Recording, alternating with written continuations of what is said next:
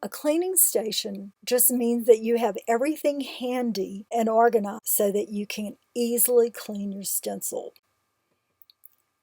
You need water, Dawn dish soap, the original Who Can Live Without It, right?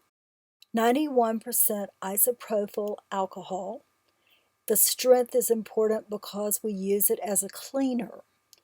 You need a little plastic container with a lid to put the alcohol in. I'll explain that later. A scrub brush with stiff bristles and a handle so that you can hang it on the side of your cleaning tub. For a cleaning tub, we're just going to use a plastic tub, line it with a garbage bag. This helps when you have to change out your water because all of the residue from your stencil ends up in the bottom of this tub. Fill the tub halfway with water and add a drop of Dawn. Swish it around a little bit. You do not want a lot of suds.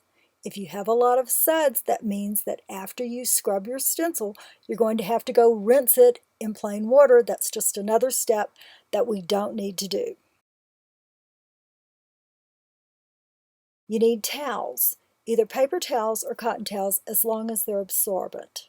Go ahead and pour your alcohol into the container, put the lid on it, and set it aside. We're going to put our spreader in here and let it soak while we scrub our stencils. Hang your brush on the side of your tub so you're ready to go, and you need a cleaning board. Here I'm using a cutting board wrapped in plastic. In my studio, I have a tempered glass tabletop that I use as a cleaning board. And get your towels ready.